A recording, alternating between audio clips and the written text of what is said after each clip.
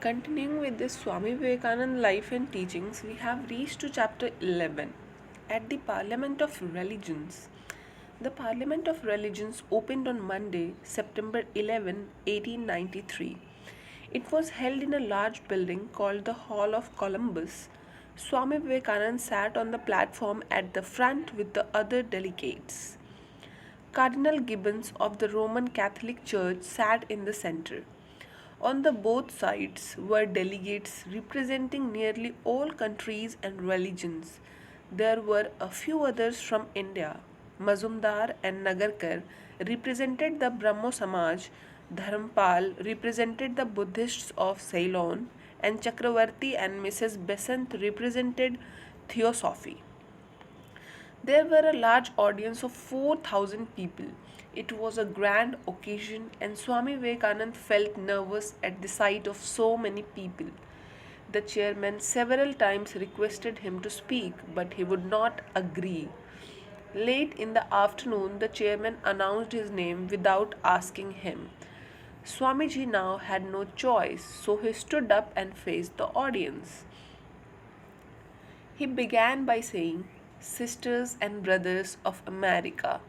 He could not say more.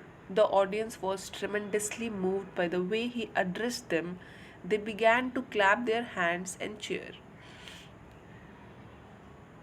Hundreds of people rose to their feet, shouting and cheering. The cheering continued for several minutes. When silence was restored, Swamiji continued with his speech.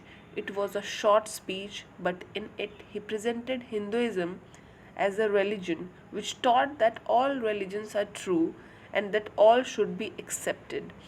Other speakers had spoken only of their particular religion.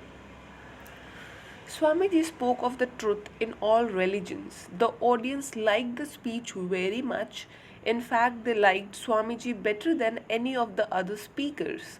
Swamiji became famous overnight, and the newspapers were full of praise of him. Swami Vivekananda gave several speeches at the parliament, the most famous being his paper on Hinduism. Swamiji was always the favorite, and his speeches were always kept till the end so that the people would stay.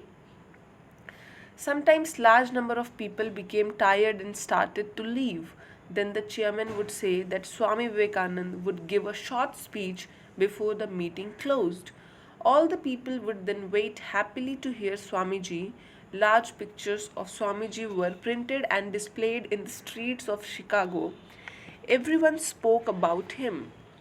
The newspapers of India were also filled with the newspaper of his triumph at Chicago, and the Indian people were very proud of his great success.